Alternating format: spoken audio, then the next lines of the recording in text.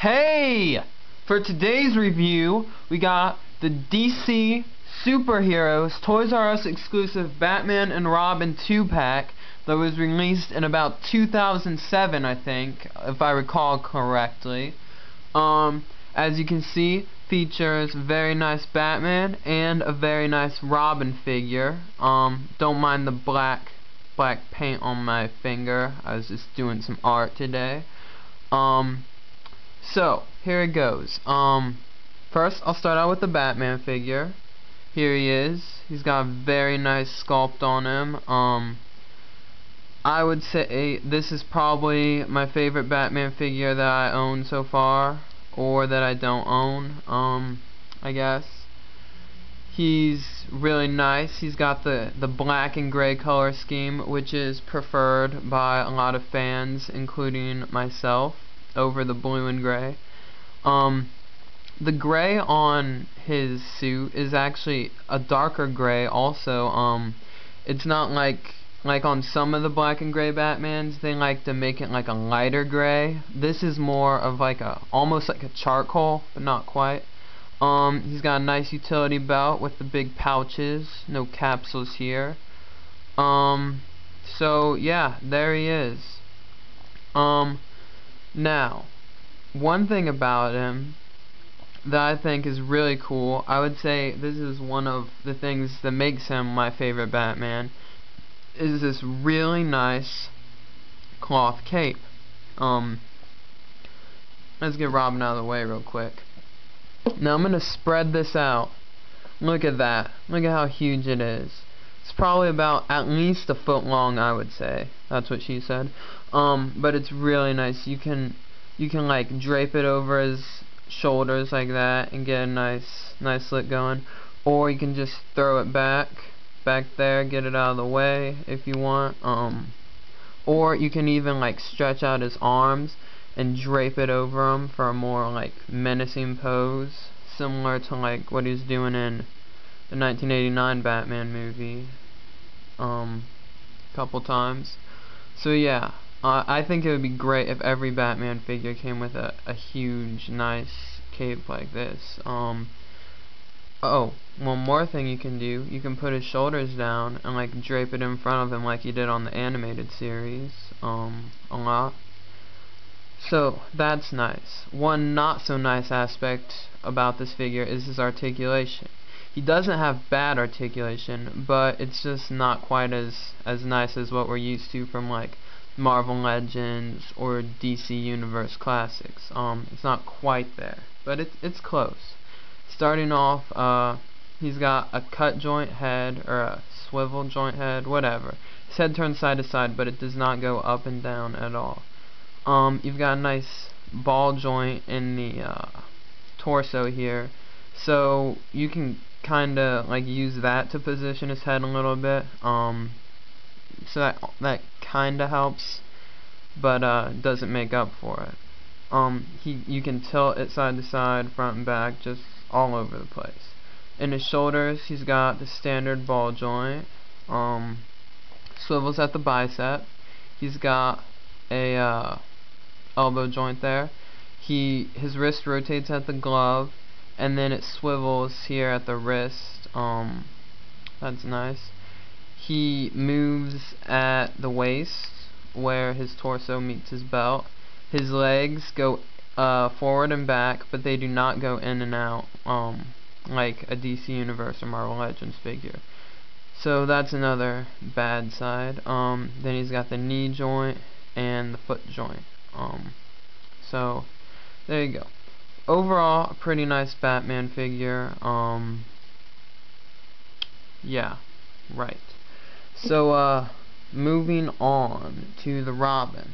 Got here the Robin figure. Also has a fabric cape. It's a really thick material though. Probably so they can make it black on one side and yellow on the other, which it looks great. It doesn't drape as much as Batman's cape does, but it's still nice. It's kind of shiny too. Reflects light a bit. Now, Robin has a really, well, actually Batman has it too. on this part. His paint, it's like the plastic on his chest is like a maroon, almost like a burgundy sort of thing. It's a dark red. And then on the green too, it's a green plastic. And what they did, it looks like they just took and dry brushed over it to make it look more, you know, I don't know, detailed or whatever. It looks really nice. I like the color scheme of this Robin a lot. However, his articulation is not so good. It's even worse than Batman's. He's got the head turned side to side, moves at the shoulder, and then he turns at the wrist. That's all on the arm. He doesn't have a bicep swivel. He doesn't have an elbow joint or anything. That's because this was a reuse of the Robin from the 2003 Batman series. It would have been nice if they would have went in and retooled it like they did with Mr. Freeze to give him some extra articulation, but they didn't. His leg goes forward and back, and then he bends at the knee. That's it. No waist, nothing in the torso, nothing in the foot or boot, whatever. That's it. He's got 9 points of articulation, I think.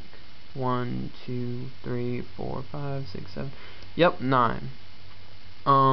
So there he is, right there with Batman.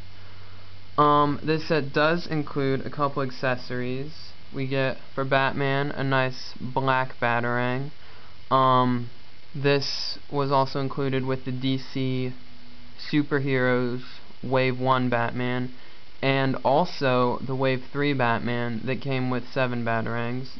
And then for Robin, we've got a repaint of one of the black Batarangs that came with the DC Superheroes Wave 3 Batman.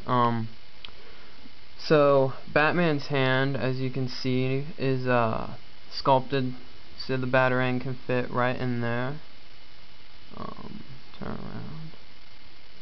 And then his other hand is just open, so you can get some pretty sweet like Batarang throwing poses out of them. Something like that. You know, you get the idea. And then Robin, his hands, he's actually got a closed fist and an open hand. You're probably thinking, oh my gosh, how the heck is he supposed to hold the Batarang? Well, in the package, it was just like that, and then, you can't see, it was like that, and there's a rubber band around it. But what I like to do is, he has some open fingers here. I like to just wedge it in between his fingers, like that, and then he can just hold it between his fingers like that. So that's what I do. Now, both of these figures are repaints of figures that were released earlier. Like I mentioned before, there's the Robin from the 2003 Batman line from Mattel. Like I said, the paint and just overall color scheme on this Robin is much better, as you can obviously see. There's more depth from the paint on his armor. It just brings out the detail more. On the legs, when you compare them, you can really see what I was talking about with the paint, just bringing out the detail. So there they are. And then the Batman is a repaint of, if I can get him to stand, is a repaint of the DC Superheroes Wave 1 Batman. This one is obviously the blue and gray, where this one's the black and gray. The only difference is the color scheme. He's got the same belt. This one's painted a little darker, and it's got the silver buckle. Like I said, there's a darker gray on this than they put on most Batmans. If you compare them side to side, you can tell. But yeah, and then obviously there's the fabric cape on this one, and then this one has the plastic cape. Only difference is there. Yes. So there they are. I would definitely recommend this set to any Batman fan. The Batman alone was worth the $20 to me that I paid for it. You can't find it at retail anymore, but I would say definitely you want to get online and try and get this, because it's a great set. The Batman is, like I said, the best Batman ever released, definitely from Mattel. I would even say overall it's the best. So you want to pick this up, get on eBay, Amazon, whatever, and buy it. You will not be disappointed. Trust me. Trust me. That's what I do. Alright, goodbye. That's all.